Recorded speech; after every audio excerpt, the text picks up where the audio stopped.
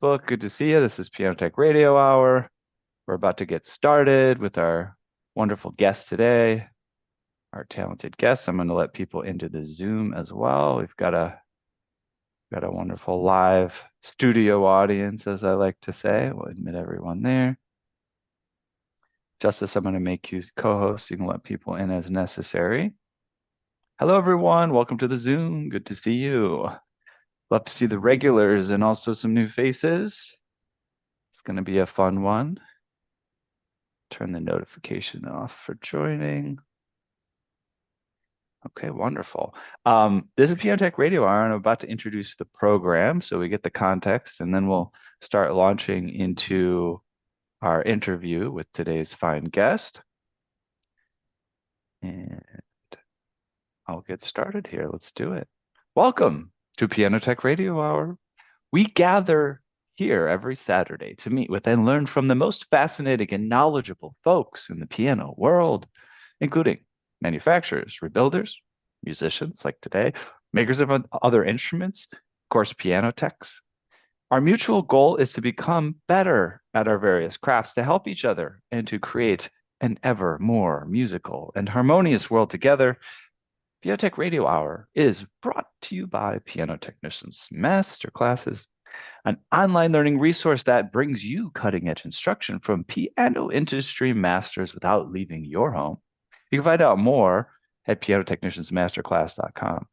You can and should also subscribe to Piano Tech Radio Hour at just $16 a month. You do get direct access to each week's private Zoom call, as well as all the archival recordings of well over 200 episodes in our member area. You can join using the link bit.ly/join PTRH, bit.ly/join PTRH. Don't forget that we have a podcast, and you could find that at pianotechradio.com. And we just started pushing episodes back out again. You can listen to the audio-only versions. It's a great way to pass the time in the workshop, driving your car, doing dishes, however you like to listen to podcasts. We also have a Substack where we publish blog-style content. I also just published an article there recently about a new venture. You can keep up to date on what's going on and also get inside information that you can't really access as an industry professional anywhere else. Deep history, design, all sorts of wonderful things about concert work. This is what we focus on here at Piano Technicians Masterclass. A peek at it on the blog, and if you like what you see, you can subscribe to the masterclasses. And then finally, we have Facebook, Instagram, Twitter, LinkedIn, the socials, and get on our email list by going to pianotechniciansmasterclass.com. Just enter your name and email address. All right, now comes the fun part. Let's introduce our guest for today. She's recognized as one of the most exciting pianists in contemporary jazz and praised as the laureate of her generation. Lynne has performed on the world's great stages for over 30 years. She is a winner of the Great American Jazz Piano Competition, has toured with legends like Tommy Flanagan, Hank Jones, and Marian McPartland, and has released 17 critically acclaimed albums, many topping jazz charts worldwide. And additionally, her music is full of passion and faith and love and joy, which is some recent themes in her Being Human release. And additionally, let's give her a last name. I've only said Lynne so far. It's Lynne Arriale, right? I pronounced that correctly? Okay. Perfect. I confused myself with all the possible things that I tried. Welcome, Lynne Arriale, to Piano Tech Radio Hour. Thank you. Good to It's have you here. here. Thank you so much for inviting me. Yes, absolutely. Um, I want to pick out just one really fun thing from that bio. I love that you got to spend some time with the great Marian McPartland. That is wonderful. As somebody who hosts a kind of piano themed audio program, I just have so much respect and nostalgia for everything she put together. Like I remember when I found, and this was before you could you could easily access audio archives of things. This was a little bit before the internet really took a surge.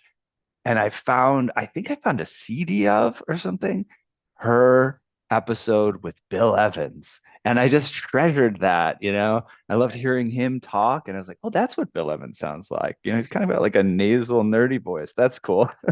And just like listen to them jam and stuff. So yeah, tell us about it. Just let's start there just for fun. What was your experience with Marian McPartland? I think I first met her when I substituted for her on a tour to Japan with Tommy Flanagan, Hank Jones, Cedar Walton, Monty Alexander, Ray Bryant. It was Wow. 10 pianists, and the tour was called 100 Golden Fingers. And it's possible I might have met her before that, but we were in touch a little bit more when this happened. And she was unable to make the tour. And Jamil Nasser, who was a bassist in New York that I had played with, recommended me to substitute for her. And I got a call about a week before the tour.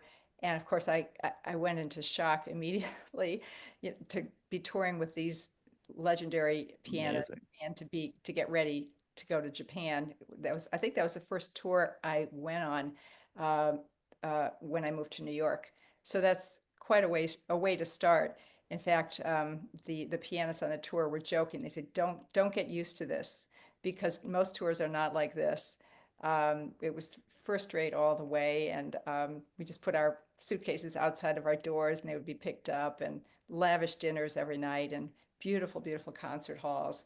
And it was really an incredible learning experience for me to play duo with Kenny Barron, or trio with um, Harold Mayburn and Roger Kellaway. I can't remember the configuration, but Hmm. there's so many different styles. And I found it fascinating to hear different pianists play on the same piano, because you think a piano sounds like a piano, but when Hmm. Tommy Flanagan, followed by Hank Jones, followed by Monty Alexander on that instrument, and you really can really hear not only the content of what they're playing, which in jazz helps define their sound, but their touch, the Hmm. level of intensity of their touch, how much pedal they're using. I mean, all these nuances that help to create a sound. So it was really a transformative experience for me, and they couldn't have been nicer and more kind and supportive. I continued to be in shock for several during the and after the tour. It was a lot. It was a lot to take in. But I came home, and then I got a call to be on piano jazz with Marian McPartland. And we played duo and chatted, and she was really a remarkable person and musician, very inspiring. Cool. And so, okay, so let's just go back to this because this is the fact we're gonna have a lot of fun things to talk about. So 10 pianists, and was it like how you were all going to all the same places? How long were the concerts? Like, was it hours? Were you each playing for like 15 minutes? Did you do a different thing every night? I mean, Yeah, I want to hear more about how you bring all those people on tour and what it looks like logistically and, you know, yeah, sure. logistically how it happened. Yeah. Sure. Well, we had three piano trios. That was the largest configuration. And the pianos were lined up, two were together, and then one is on the other side. And three pianos is a lot, because if we can't have our left hands in the same place, or we have to just lay out, because otherwise one pianist could be playing a particular voicing, and the other pianist could have another alteration, and they'd be clashing, to say nothing of what might happen rhythmically between them. Um, and so it's really quite a challenge. And then there were also two piano configurations, which changed every night. And then there was a section where we all played a solo piece. And then we also played trio, piano, bass, and drums with Bob Cranshaw and Alan Dawson. So it was Wow. really a potpourri of different textures, and it was so much fun. And who initiated this? Was there a mind behind this? Yes, there was. There's Takao Ishizuka. I hope I'm pronouncing his name correctly. He was a concert promoter in Japan, and he did many of those tours, maybe 10 over the years. And it's Oh, quite an expense to bring over 10 pianists and to arrange all the concert halls. I believe some of the times the pianos followed us, and maybe not always, but these were gorgeous instruments and they were really beautiful to play. Oh, what I like about that is I like that somebody had an ambitious vision and they made it happen. It's kind of one of those things where I forget. I don't really play fantasy football, but I think this is kind of how fantasy football works. You just like pick your players and put them all on the team, but that's never going to happen. So I It's like that it definitely, happens in real life. yeah, it's pretty amazing. Okay, awesome. Well, thanks for launching there. I do often in the beginning do this, so I'm going to go back to my foundations and just hear a little bit of the story of you encountering music as a young person, or whenever it was that you got deep into it, and how that evolved and how you really came to this moment where you're like, hey, this is my life now. This is what I'm going to do. When I was very young, and I think this was before morning kindergarten, so that's like 3 or 4, we had a toy piano about this big in our house, and I started playing it.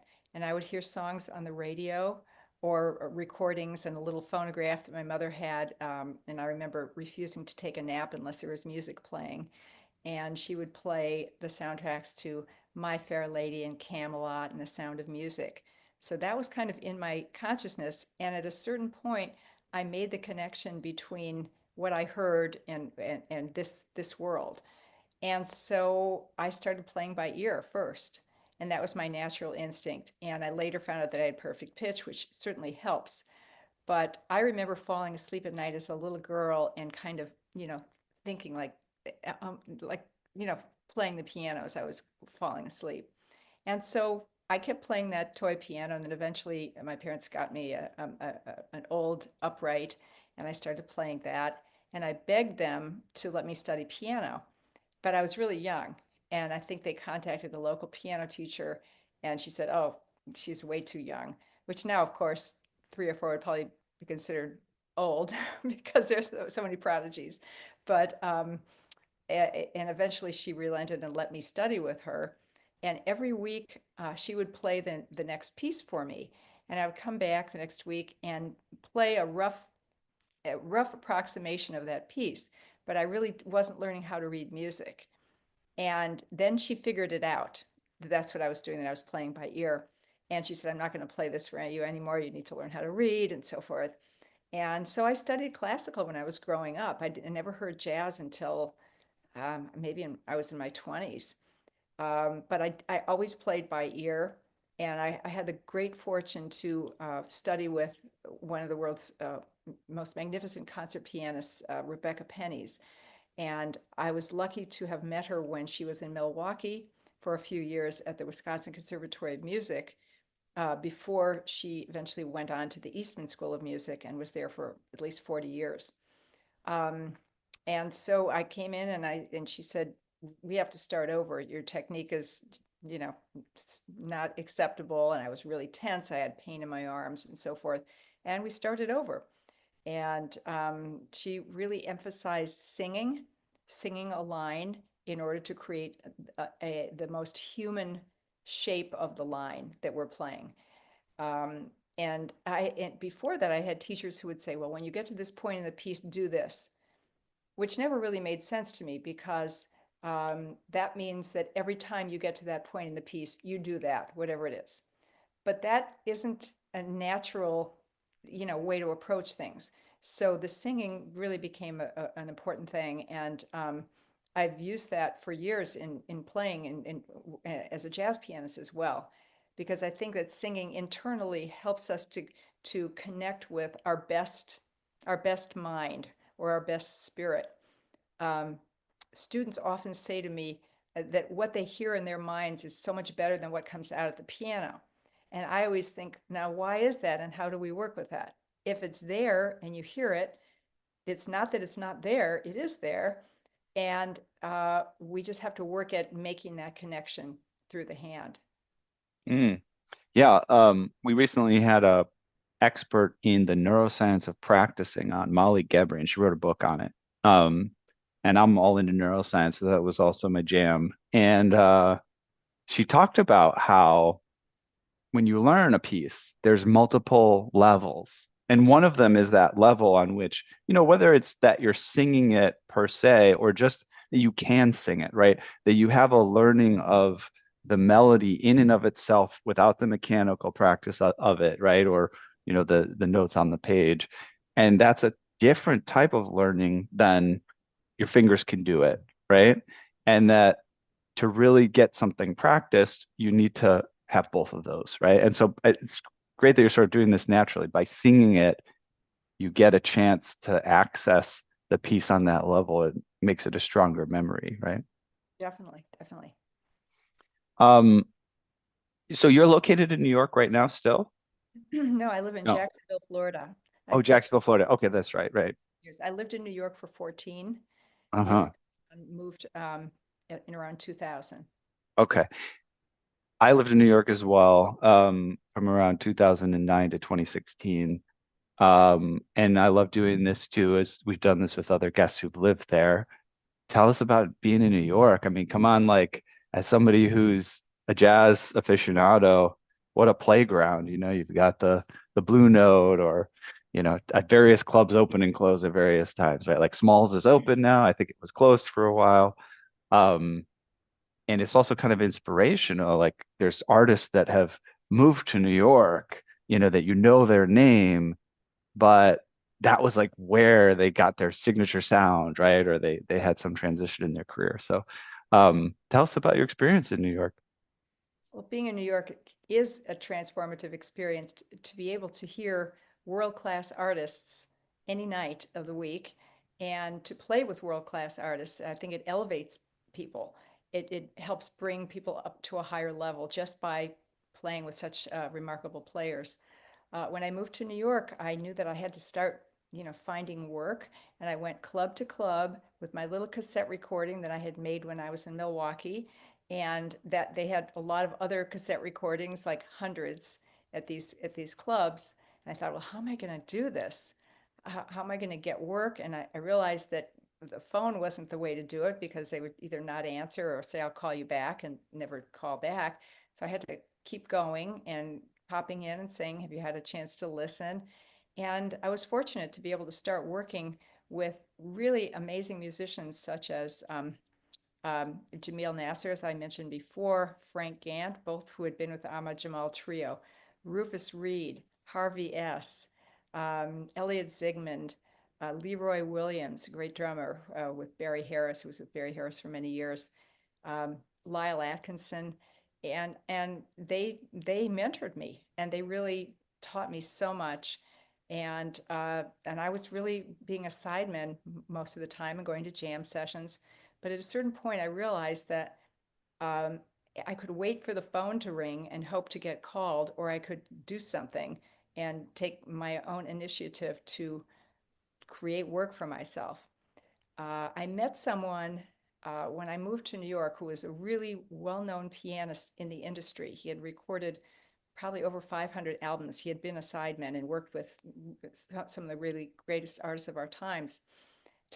And he told me that he was having trouble getting a gig as a leader. And that made a real impression on me. Of course, that was crazy that a club owner saying, gee, I don't know if he could be a leader. He's only been a sideman.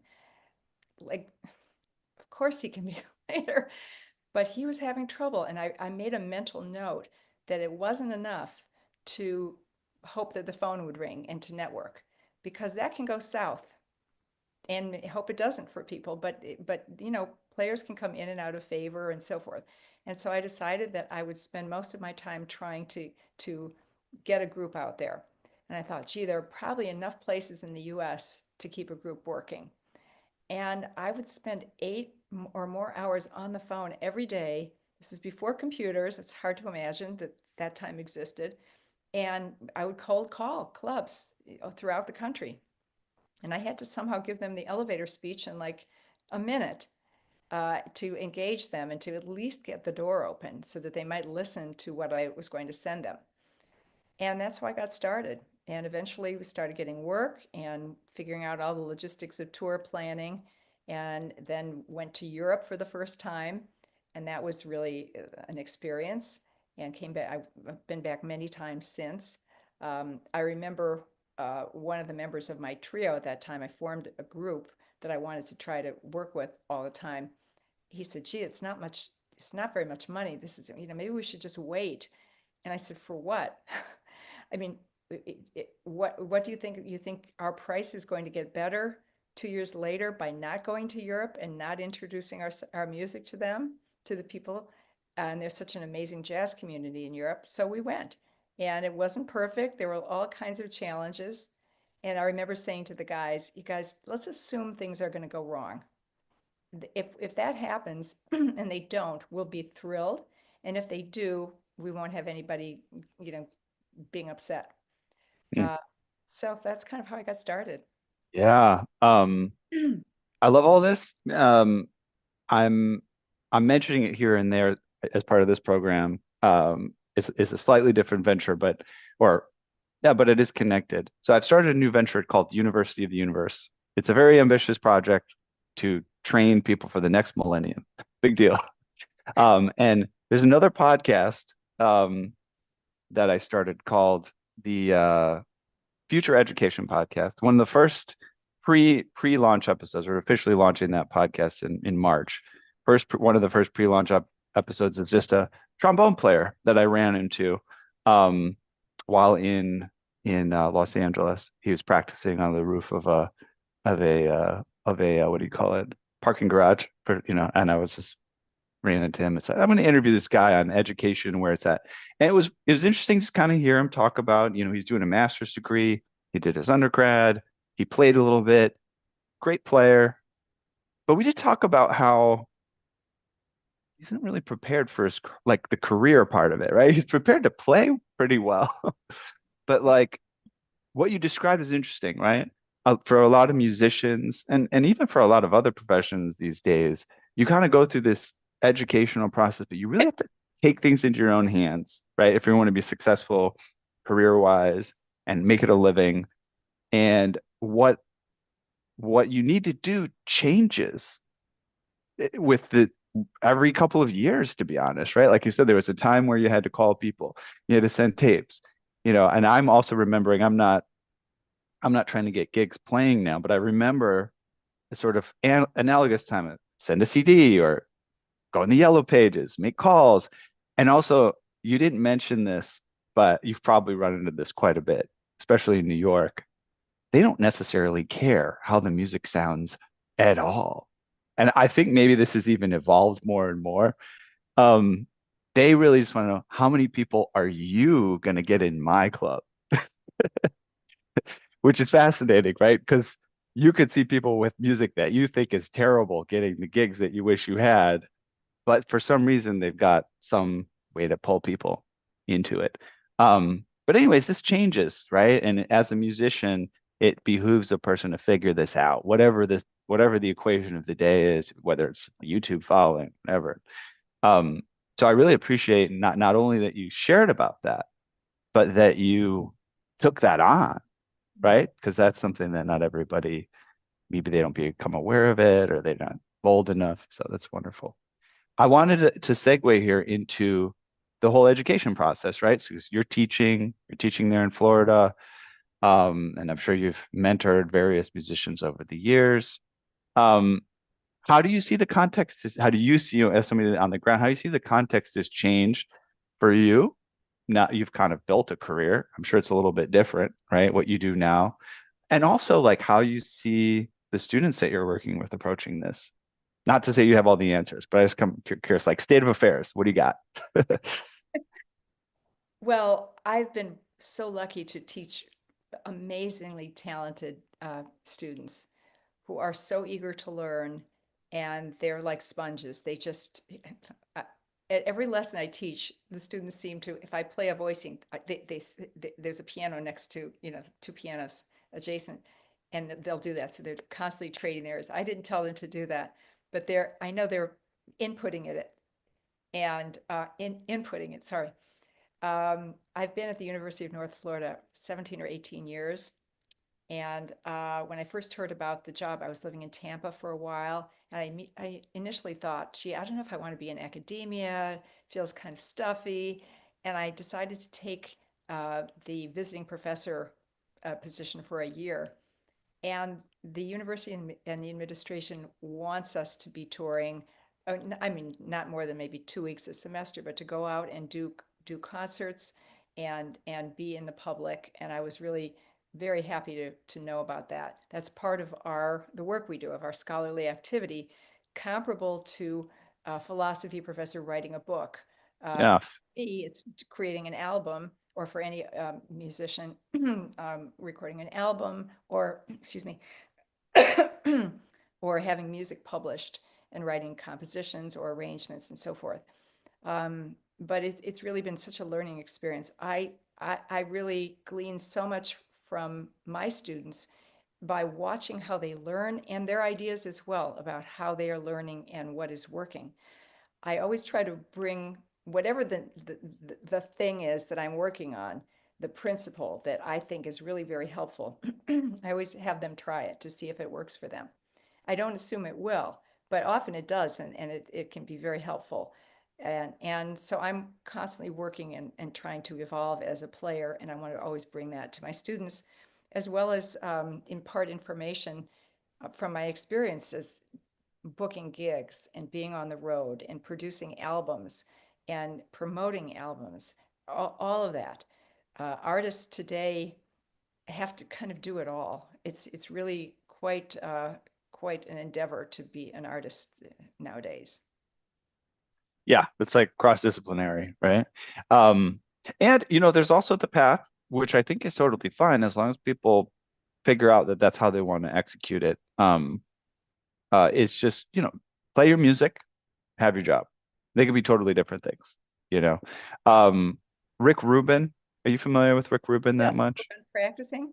It, He's a record producer, and he has produced for, like, I'm trying to the Red Hot Chili Peppers.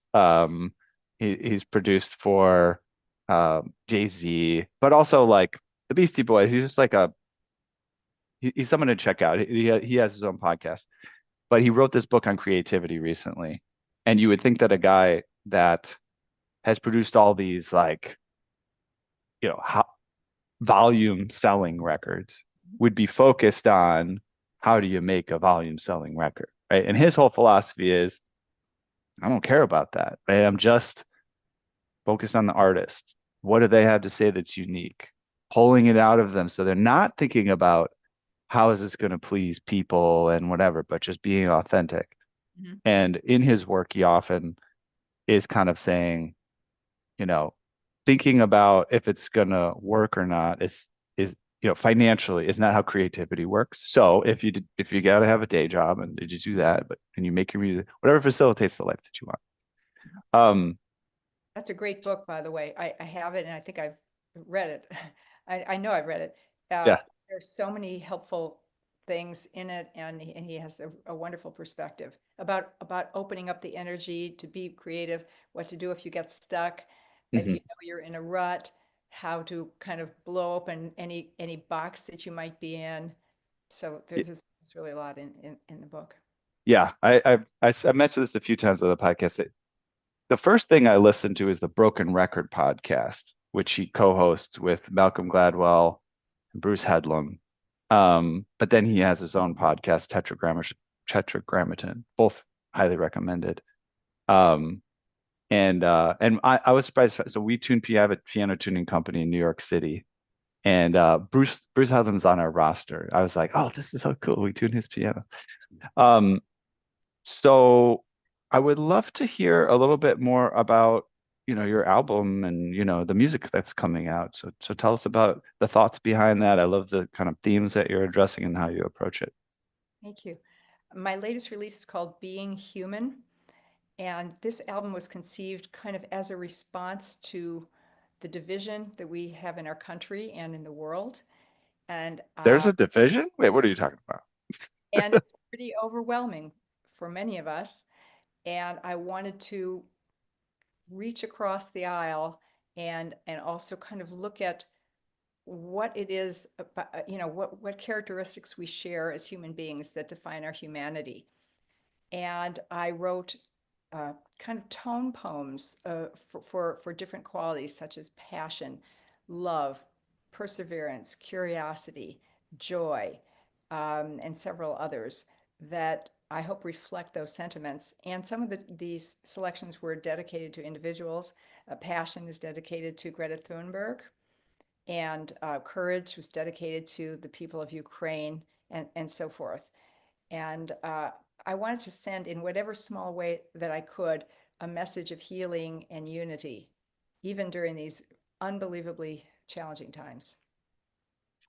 Yeah. You're taking me to this place that I will say I haven't been like I said, a performing musician for a while, or really had a lot of time to just sit at the piano and compose like I have in the past. And you're reminding me that there's a mindset that I think a lot of musicians share specifically, and performers, creative people, maybe they're an actor or a dancer or something, where they just kind of look at the world and the conflict that people get into and they just go, why are we doing this? Yeah. I don't know what it is about being accessing that creative spirit that kind of makes all of that other stuff look kind of ridiculous. Where I think there's other domains where people can that their day to day is not involving creativity, or I don't know what it is, where that all just makes more sense. Yeah, we gotta be divisive. We gotta fight them. We gotta find out what's wrong with them, and create some sort of a binary conflict or something. Sounds like you sort of connect with that idea as well, right? Yes. Well, I've I know what it feels like to not turn on the news, and I feel that that's not the answer for me either. But I also know the fatigue that I feel, that every day it seems like things are more challenging. And we can really take it to heart and feel awful all the time, but that's not a good choice either, obviously. So I don't want to be oblivious to what's going on, and I feel that uh, it's important for me, and I'm not speaking for anyone else, of course, to know what's going on, to be aware. There is a feeling of helplessness often because I don't know how things can change, and where we're headed. But I think I want to know what's going on. But by the same token, that doesn't help me create. And if I'm trying to put a positive message out, I don't want just a reactive message to what's going on in the world. That who Hmm. would want to listen to that? I Hmm. I want to bring something where there's a spirit of warmth and passion and hopefully peace and connection, because at the end of the day, that is what defines us. If we see someone in trouble, we don't ask what their political affiliation is. But these are still really important issues that are going to change our world. So, but still, we're human beings. I'm curious, if anywhere, right, where you go to find this inspiration. Some people have a religious affiliation or like a spiritual they practice or something, or maybe just some other music that they um access. So, I mean, something musical that comes to mind is like, John Coltrane, right? It was fascinating to hear him talk about all these themes towards the end of his life. Um, just how passionate he was, right? And how much on a mission he felt he was with the creation of his music around these concepts, right? So, well, yeah, what is there anything specifically that inspires you in terms of uh bring you get because you're giving this, but where do you get it? Yeah. I I I start listening to other people's music, and it almost doesn't matter. I can just flip around, and by focusing outward, outside of myself, that can often stimulate ideas, because otherwise I'm stuck in my own bubble. And I might come up with something that I like, but I like to just kind of loosen that up in whatever way I can. And I sit at the piano and I might listen to something and I might sing something or I might play something. And the minute I hear what I think might be an engaging opening phrase for a composition, I write it down. And my manuscript paper has 4 lines for each measure so that I could start bar one of a composition and write one option, but right beneath that, I could have a different bar too. And I have arrows all over the place because this is a process. It's a rare occurrence for me to sit down and write something fully formed, but you have to get something out. And I remember seeing a movie years ago. I think it was with Diane Lane, Beyond the Tuscan Sun, or something like that. And she was a professor of composition, of writing. And a student came to her and said, "My first novel it's really terrible, and everything I write is terrible. I can't get past square one. I don't like anything I'm doing." And they were trying to write a novel. And she said, "Write something really bad."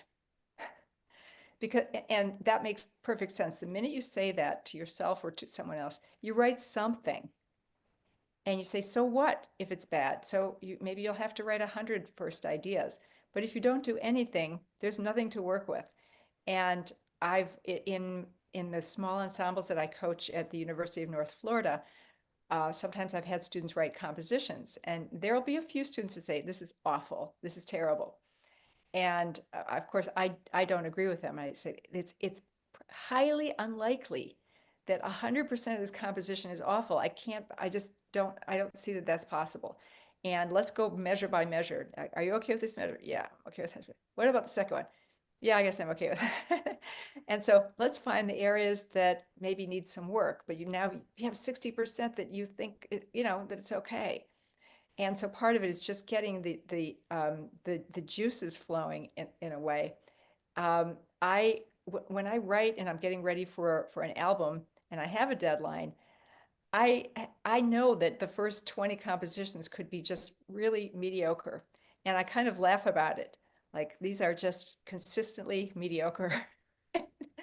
And they get filed because maybe there's a phrase in bar 15 that I could use for something else. I kind of like that. And I can bring it back. And then at a certain point, something starts to click in. I can't even say that I'm in the flow because that assumes that I'm in this unbroken creative state, which rarely happens. But that's kind of how I work with the process. And Mm. if I get stuck, I turn on other people's music, and maybe I'll hear just an interval or something that is compelling, and I might do something like that. And in jazz, we borrow all the time. We borrow from each other, but we make it our own. So Yeah, yeah, sometimes I feel like if you don't borrow enough as a jazz musician, you're going down the wrong path, right? And I've also often been fascinated as I research um, great musicians that I admire, and they talk about who their major influence. Take John Coltrane again, and I remember hearing that John Coltrane really was influenced by Sidney Bechet, and I remember then going and listening to Sidney Bechet. I mean, like, this doesn't sound anything like John Coltrane. And so I don't know. It's kind of fascinating how, and I feel like I have yet to even dive deep enough in my own life and career on this, but that you can study another person, or even like Bob Dylan and Woody Guthrie, you hear a little bit of that really specific kind of sound at the beginning of his career, but by the end of it, um, but to study another person so deeply that they make you into something else that's like totally different. I love that. that's fascinating. Um, Well, it's all yeah. our filter. I remember studying with a teacher years ago who said something to me. He said that he could imitate 5 different great jazz pianists, and now he had to find out who he was. And I found that a very confusing statement because that's, to me, and I appreciated everything I learned from him, but that to me is like saying, well, I'm 21 now. I can be my mother. I can be my father. I could be my brother. I can imitate them perfectly. Now I wonder who I am. You already have a personality forming at a very, very young age, and everything you do, the people that you surround yourself with, the books you read, the music you listen to, the food you eat, everything helps to create a personality. So when we hear that someone influenced someone else, sometimes we can hear it, but sometimes it went through many different filters and transformation. Um, I remember hearing Keith Jarrett say that he didn't really imitate anyone, but he was influenced by the spirit of certain players. Mm, And whatever, I don't know what that meant to him exactly. The energy of their playing, the flow of their lines, I have no idea, but I found that very interesting. mm. Gosh, there's so much that we could talk about. I want to listen to some of your music. I'm going to make one more comment on that, which I've also found interesting. But we're going to get to some of your music so we hear it before we go. Um, I loved visiting New Orleans because you have the players playing the old style music on the streets, busking. And when you said the spirit, it made me think of how they also will dress oftentimes in an older type of style. So like when you see them playing the trumpet or the trombone on the street, and it sounds like Louis Armstrong, it almost looks like it's some sort of weird time machine too, because they got the dress of that era on. And I feel like that's part of that idea of the spirit. And I've heard that in more than in the US, and in some Asian countries, I want to say like Japan, they'll also do this kind of like they learn the music, but they also like are the person, they dress like them or walk like them, talk like them, that kind of a thing. Fascinating. Um, let's listen. So, what's your choice? We mainly have space for one or two. What's your best option among what you shared? Passion? Passion? Okay, let me see here. Okay, great. And this is dedicated to Greta Thunberg. So we'll just do audio only on this one. So I'll share my audio. Let's see here. Share. And advanced computer audio. And then we'll do a test. Make sure it's working.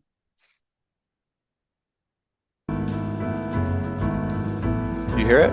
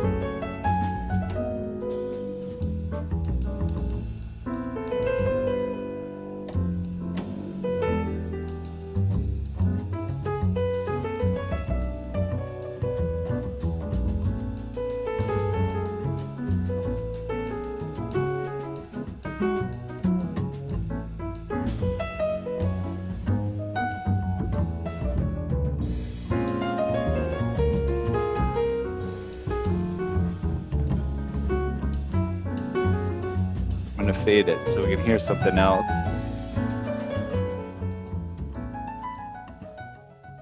Wonderful. Who's a bass player?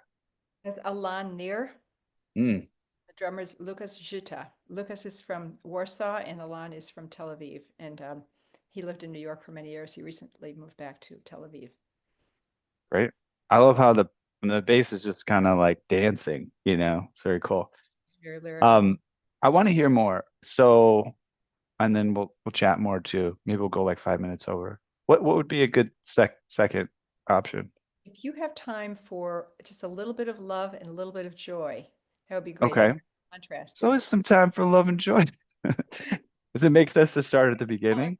yeah, yes, love, yes, at the beginning for both of them. Yes. No time for love. Here we go. This is love.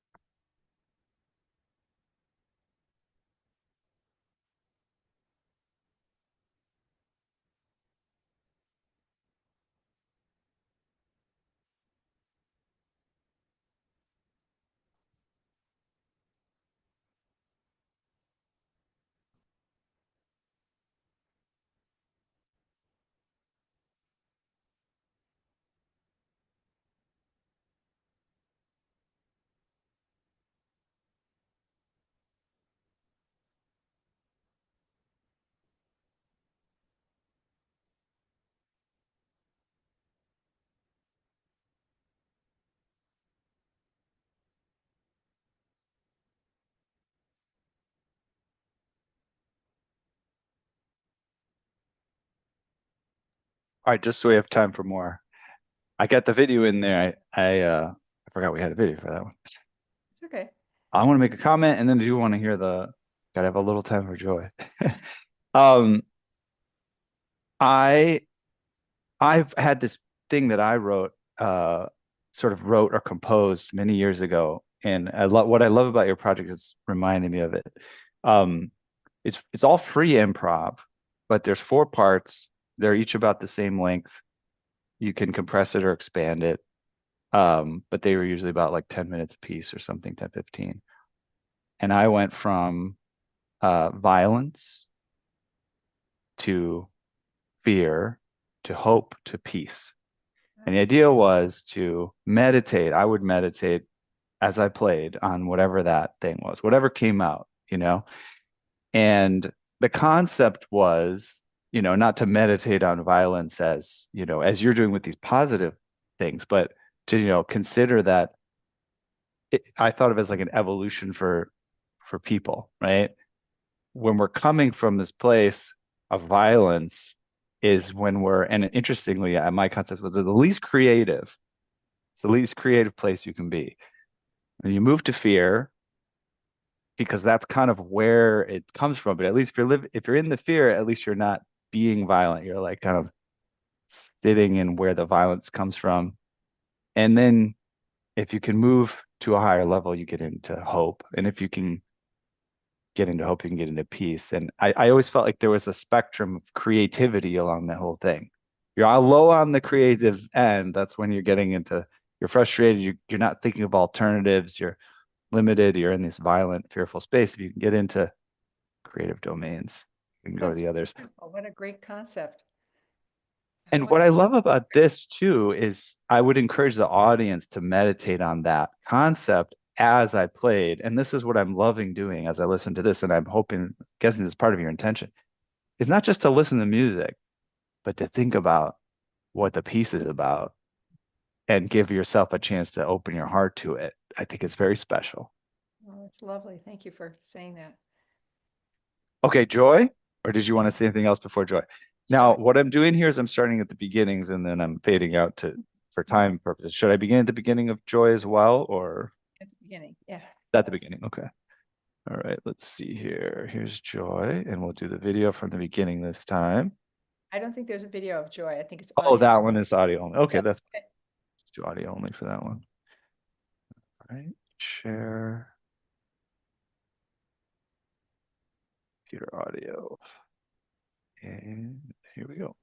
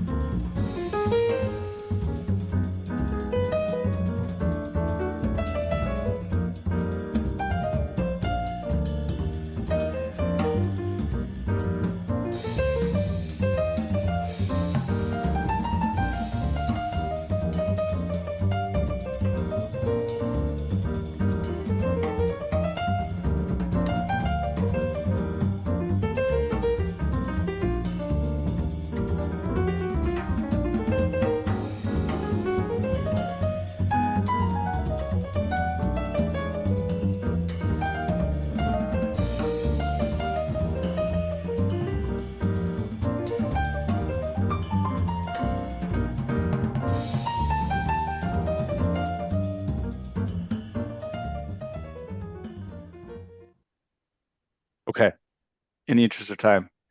Um, I'm that makes me think of, do you know what piece that makes me think of? No. No? Oh, St. Thomas. Oh, that did pop in my head. Yeah, yeah. That's Calypso. it. It's a calypso, and so it has that groove. Yeah. Cool. But yeah, it's a unique piece, but it's got that energy. I was like, oh, okay, that's a nice place to go for the joy. Um, well, wonderful. I'm glad we got a chance to listen to some of the music. I did have all sorts of domains, that I would love to explore with you in conversation as well. You're wonderful, thoughtful conversationalist as well as great musician. So appreciate you showing up that way. Um, we do kind of have to roll out as we typically do after about an hour. Um, Anything you want to make sure that we share that you didn't share or that you feel is especially important? I always say words of wisdom, an album coming out, a website, a social media, it's your time to make sure you get something to the audience. Sure. I'd love it if people would reach out and say hi. My website is lynneariale.com. It's LYNNEARRIALE.com. And I'm on social media. And I'll be touring in Europe in November. And I've got a few dates in the spring in Seattle and San Francisco. And my goal is to just share music and share positive energy with people and reach them, their hearts, hopefully. And I'm always grateful to have listeners. And I just want to thank everybody who attended for being here, and especially to you, Ethan, for being such a great interviewer. And it's really interesting to hear your perspective on things. And thank you for doing this wonderful show. Absolutely. Thank you. Yeah, I'm gonna definitely take some time. I'm gonna listen to the whole thing.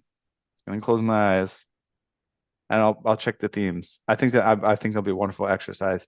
And I feel like I would encourage other people to do so as well. Hopefully, I don't know if you approve, but I feel like just listening to music with that has an intention to it, holding that intention, opening yourself up a little bit to what's coming through. Because we have words, and words can be great, but they can be a problem.